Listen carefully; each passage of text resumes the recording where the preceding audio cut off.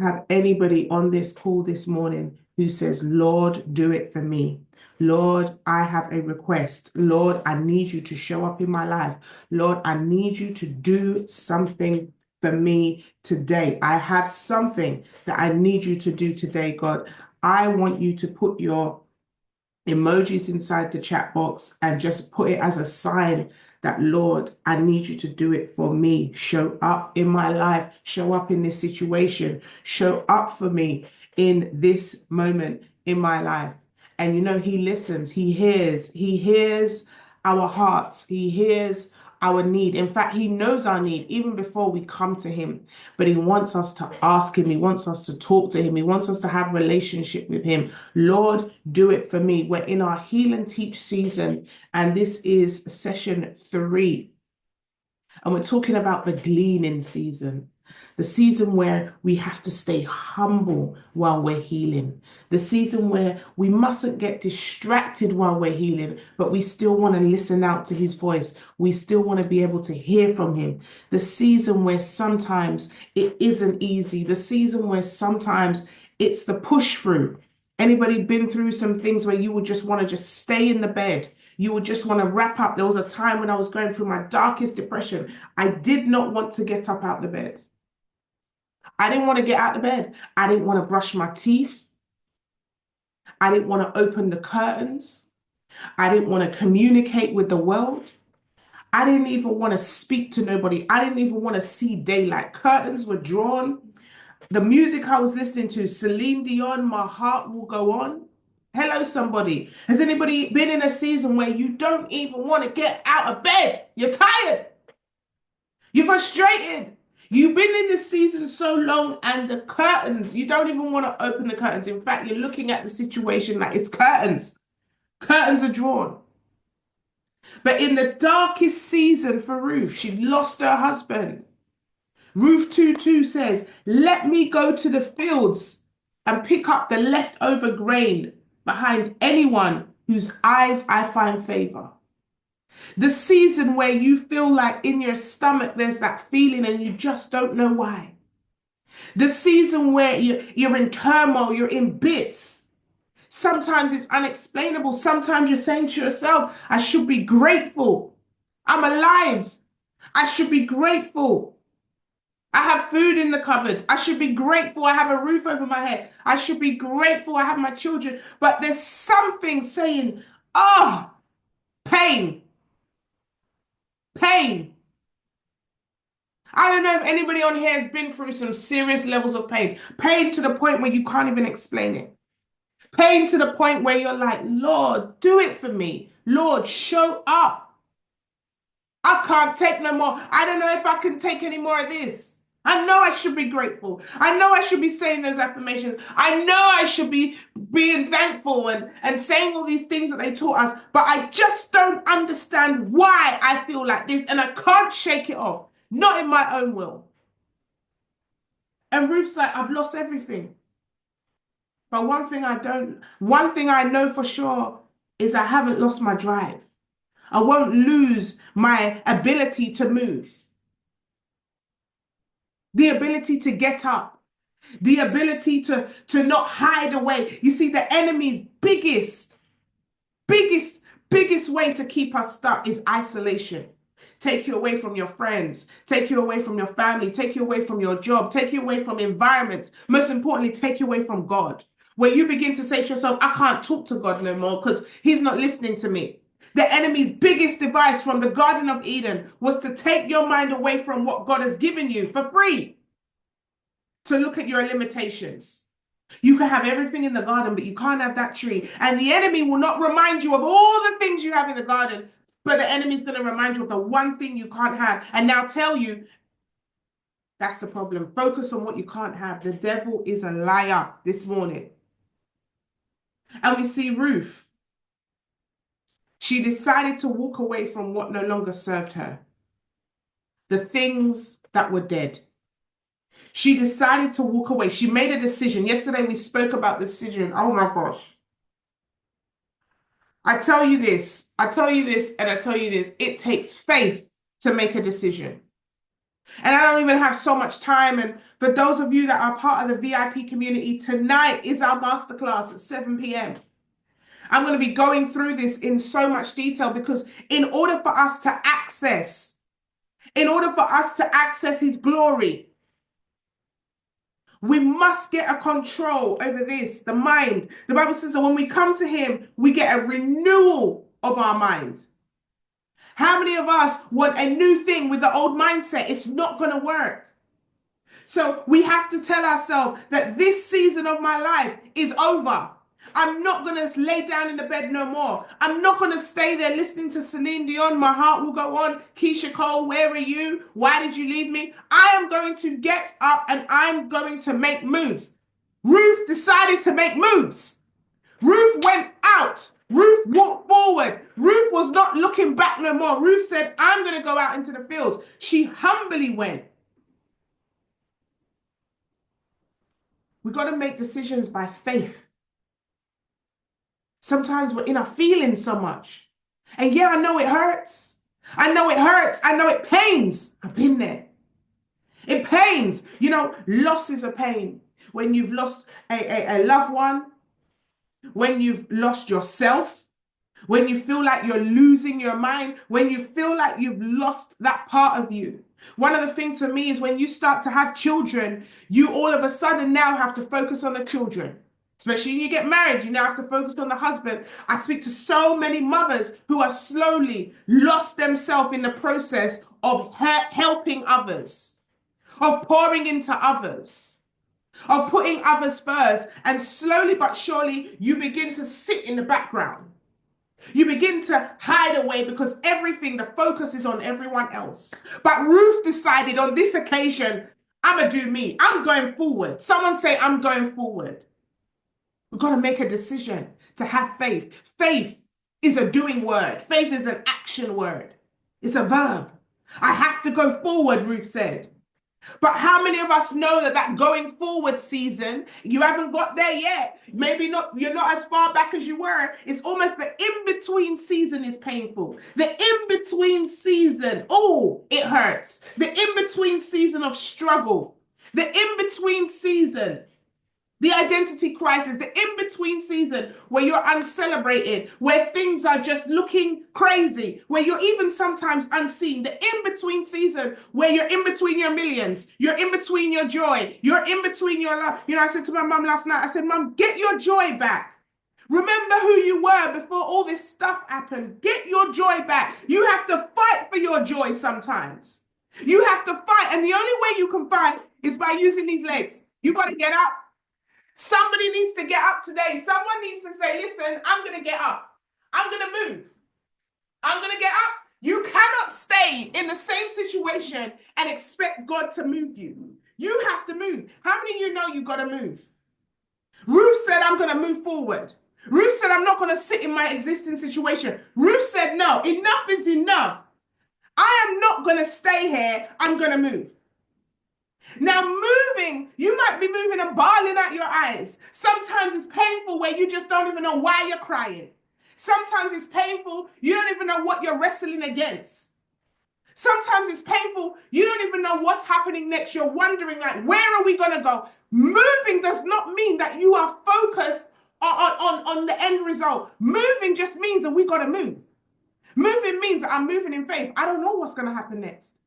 I don't even know how this is going to end up. I don't even know what God has in store for me and why I'm going through this season, but I just know I have to move. Moving doesn't mean that you are clear on all the steps. Moving means I'm going to put one step in front of the other. Moving means I'm going to brush my teeth today. Moving means I'm going to put my clothes on today. Moving means I'm opening the curtains. I'm making an intentional decision that I'm going to move.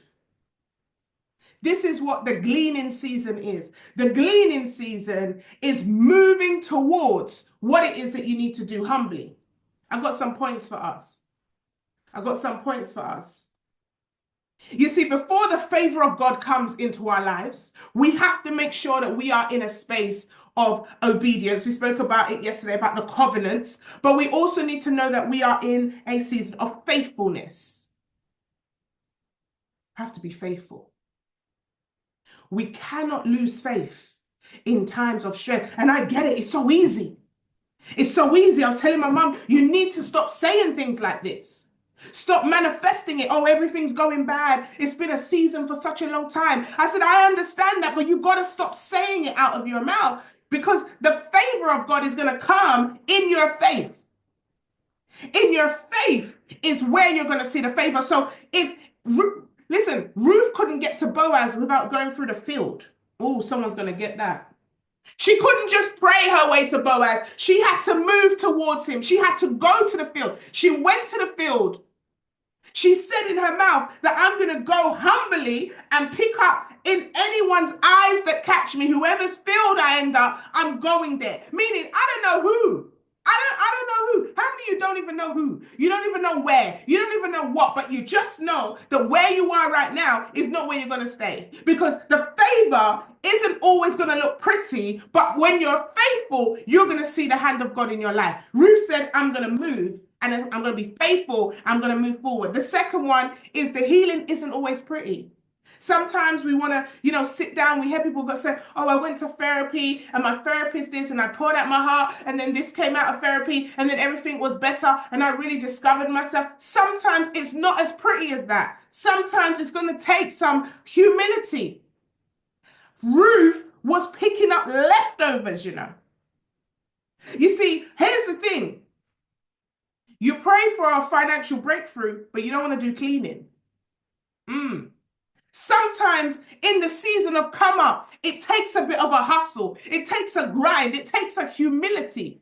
It takes a season where you are humble. Sometimes it's quiet. It's not glamorous, but you want it in the way that you want it. And God is like, no, let's go right back down to the roots. I remember we went from 25,000 a month to nothing. We had to get creative. We had to get creative. We got this big house. I was like, okay, let's run some students. We just had to get in the trenches. My husband went and got a job. We started to hustle. But sometimes what we want is we want to pray, but we don't want to actually get dirty. Some of us have got to get grimy. Oh, I don't do social media. I don't sell. I don't do this. No, your situation requires you to get dirty. Your situation requires you to humble yourself before God. Ruth went and picked up leftovers and ended up with what we would call a billionaire, right? Because Boaz was rich. He had wealth. She was so poor and she went humbly and she was connected to somebody that not just, I'm not talking riches in money, I'm talking riches in lineage. Remember, she became the great grandmother of David. Let's not play no games. How is it? Look at this beautiful juxtaposition of how someone can go in one season from begging, because you can literally call it begging. She wasn't begging, but she's begging.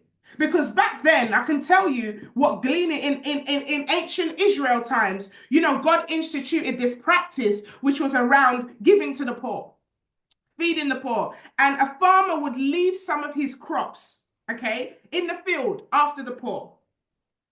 And they would gather up the leftover crops for their own use. Now, vineyards as well as fields of grain were to be available for gleaning. And you can see this in Leviticus 19:10 and Deuteronomy 24:20-21. But the best example is Ruth. In Ruth 2:3, when she goes out to glean behind the harvesters. Now, this is a command from God. So this wasn't just some random thing, a command from God, okay, for those with productive resources to leave something extra so that the poor, through their own labor, could provide for themselves. Somebody understand this. It was different from what we think it is, which is just giving to the poor, which is just dropping money in a bucket. No, there was a principle behind it.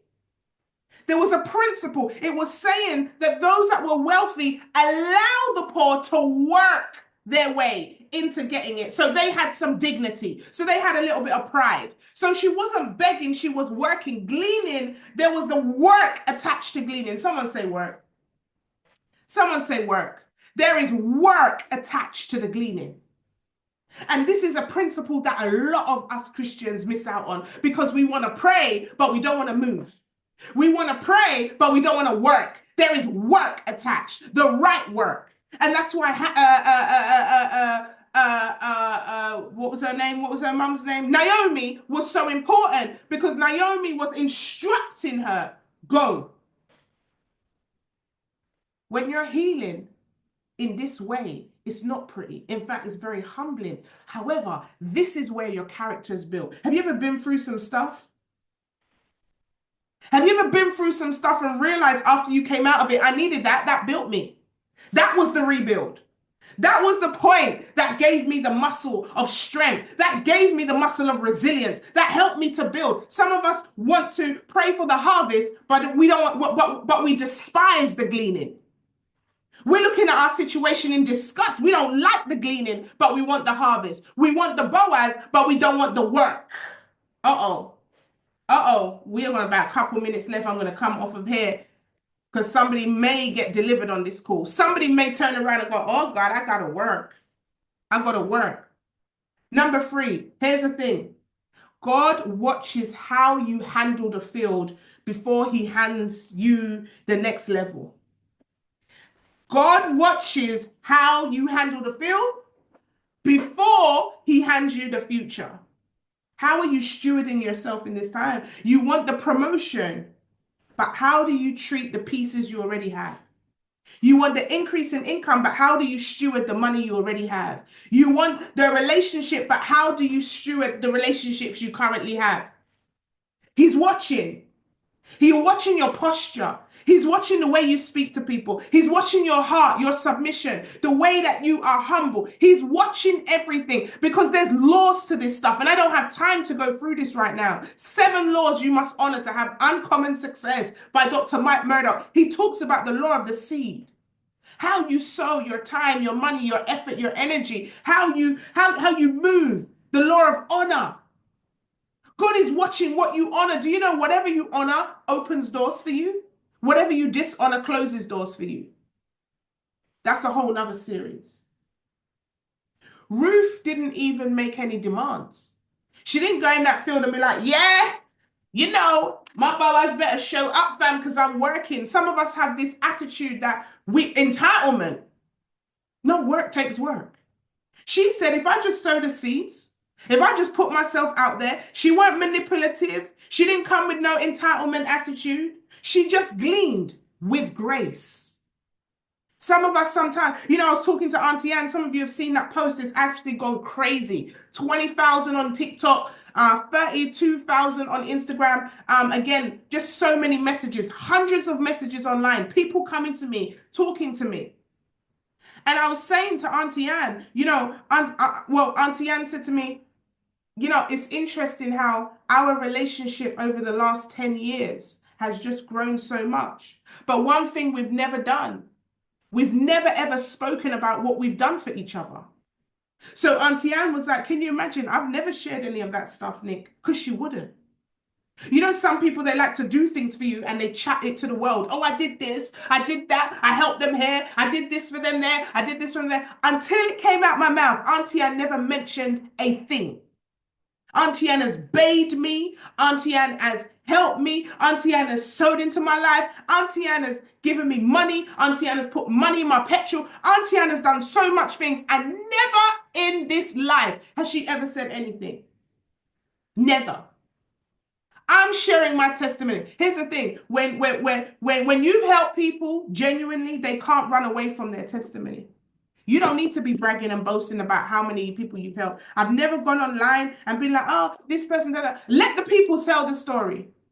Let the people, those that are, you know, that have a law, understand the law of honor, those people that understand how to have a heart and know exactly what helped them. Some people don't have that heart. Some people act like they've done it all by themselves, that God wasn't in the midst. They can't give honor to God. They can't give honor to anybody. They have no honor.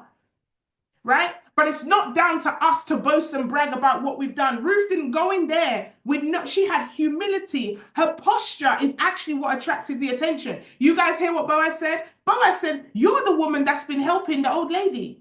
You're the woman that's been, you know, that looked after your mother-in-law when everyone else left her. You're that lady. Do you know that your reputation will speak for itself, good or bad? Uh-oh.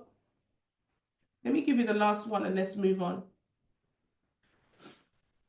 We got to stop comparing our field to someone else's favor.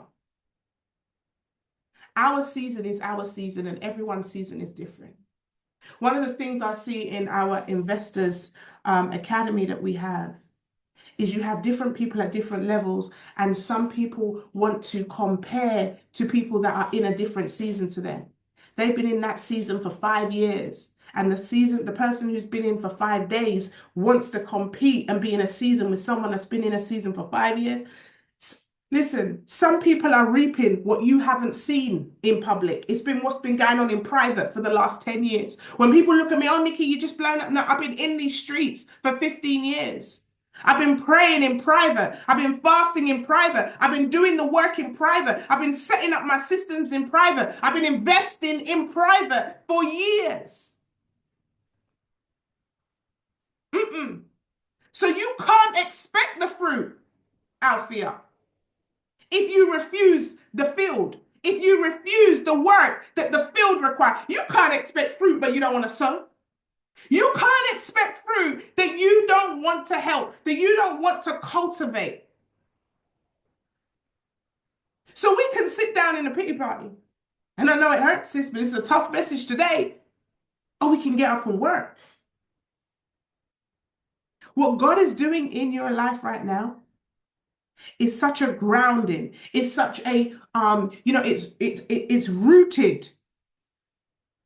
And the reason why it has to be rooted is so that it's there for the long haul. It's longevity. We want too much overnight stuff, and the overnight stuff don't last. The overnight stuff is not here for longevity. So we've got to understand that there are seasons. Someone say seasons. And I love the way that we as Christians say, favor is upon us. Yes, Lord, there is favor, and there is. Favor looks good, right? But what about the feild? Can you celebrate the feild as well? Because the feild looks like hard work, huh? The feild looks like hard work. Ruth was there on the floor picking up the barley, picking up the scraps. How many of us want the Boaz, but we don't want to pick up the scraps? We want the Boaz, but we don't want to pick up the barley. We don't want to do the work in the field. Everything that we want attached to it is work. Attached to it is something that is going to be required. Everything that we want. Everything. And one of the biggest lines I hear from Christians, I'm going to have to go to God. I'm going to go in prayer. And yes, I understand there's times for that. You keep saying, God is delaying me. There's a reason God is delaying me. No, it's your discipline. Don't blame the delay on God when the delay is actually your discipline. Mighty God, I've got to go, people. I've got to go. I've got to go. Every day we want something else. Oh, when I have more money, when I have more time, when I get more followers on one of these platforms, when something happens, that's when it's going to work. No, no, no. It's about your posture. It's about the humility. It's about the discipline. Gleaning is a very humbling process. Gleaning is about submission. Gleaning is about recognizing that there's an area in our lives that we need God to show up. And if we won't glean, then we have no business expecting to gather up the harvest. It would be insane to think that we're going to gather, come on now, somebody, without gleaning. It's impossible. So here's this call to action today. Finish the assignment God gave you. Get up. Open the curtains. Make your bed. Get up. You're performing outside, helping everyone else. Behind the scenes, you're a wreck. I don't know who this is for. Behind the scenes, you're a mess. And God is saying, get up. It's not his delay. It's not his will for your life. It's discipline. It's discipline. So what is the assignment that God told you? You started it, you didn't finish it. Finish the assignment. Maybe it's serving in a ministry, writing a book, showing up online, whatever it may be, posting the content. Even with no likes, keep posting it. Even with no followers, keep posting it. Just finish what he told you to do. Maybe it's cleaning your bedroom. You've been saying you've been doing it, you're going to do it for ages. Maybe it's sowing a seed that you said you were going to sow, paying your tithes, showing up to church.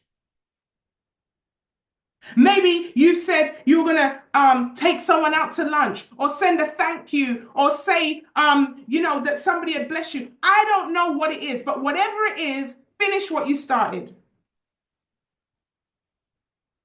We've got to get into a place where we say, whatever this season looks like, I'm not going to despise it.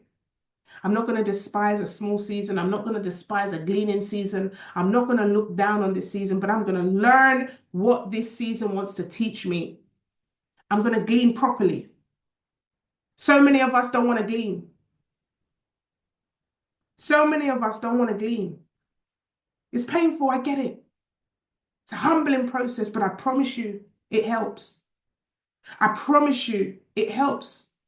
I want someone to type in as we close off, God sees me in the field. He does. Jesus is Lord. Yeah. God sees me in the field. I want someone to type that. I'm moving offices, guys. I can't take it. Busting bare sweating here for what? God sees me in the field. I'm going to glean with dignity. That's another one. Let's write that. I'm going to glean with dignity. I said dignity. I didn't say desperation now. Because in desperation, sometimes we go to things that are not really for us. Dignity. Glean with dignity.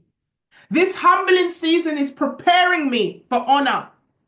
Type that in. This season is preparing me for honor. This humble season is preparing me for honor. I have posture, not pride. I have posture, not pride. Tough message today. And if you missed day 1 and 2, please go back. It's on the YouTube. You'll see session 1 and session 2. This one will also be updated on the YouTube as well. But I come to you humbly this morning to say, don't skip the field. When I look back at all the stuff, it was the field that built the character, the strength, the resilience. Don't run from the hard parts. Learn what the season wants you to learn. And we must stay consistent even when no one's watching, when no one's clapping, when no one's bigging us up, when no one seems to help. Stay consistent. Do not grow weary doing good. Keep going. And if you're not a part of my VIP community, the Rebuild VIP, I want to offer you a chance to be mentored by me, to come into a community where we have some positive women. This is a women's only community where you can really start to strategize and work on your goals. Rebuild2025.co.uk. And today's a special day because you get a monthly masterclass with me and homework. Today is our monthly masterclass day, 7 p.m. UK time. You get weekly homework as well, accountability partners, and real strategy to help you in the next season. And the time is to glean now, not later. And so I want to encourage you. I want to say have an absolutely amazing week. If you haven't already got your ticket for Come As You Are, I don't know what time it is for you, but you want to be in that room November 14th through 16th. It's absolutely amazing. It's giving retreat vibes. We're going to be doing strategy. We're going to look at the whole woman and her mind. And let me shout out to the VIPs. I see the bricks in the chat. If you're a VIP, go ahead. Althea, big up yourself. Giselle, big up yourself. Comeasyouare.vip. And we have a special promotion for the gold tickets. Okay, you just type in the promotion code GOLD50 and you'll get 50% off the whole weekend. Shout out to Coach Laverne, Simone, Bev, Monica. Who else we have? Simone. We've got about 5 Simones in the community now, right?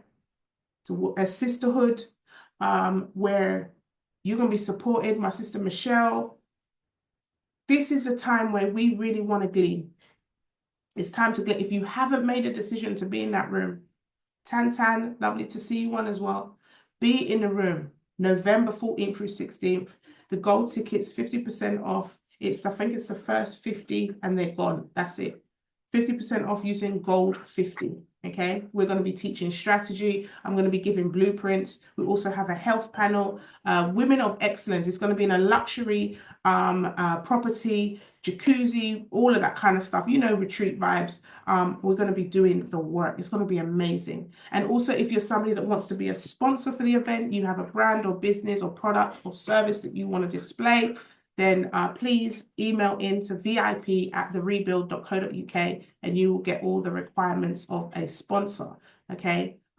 We will only be having one category of each thing, so you want to be getting in there first, and it must be in alignment with the brand, all right? So God bless you. We're going to be back here tomorrow. I'm so excited. Tomorrow is the final session of our morning heal and teach, and then we go back next week to our normal 7 a.m.s. Okay, but tomorrow we are really going to be wrapping this whole thing up when it comes to healing and teaching. This is a big thing. We've looked at the decision. We've looked at you know, just knowing and facing what it is that we need to do. We've looked at, you know, removing things, people, places, looking still at that homework that we've done. And tomorrow we're really going to be laying it down, which is healing requires absolute submission. All right. And so God bless you guys. I'll see those of you on the mastermind today, the masterclass today at 7 p.m. UK time. And those of you, I'll see you back here tomorrow. Same link, same time, 7 a.m. Share with a sister and let's help each other. Keep building brick by brick. I pray for you. You continue to pray for me. God bless you.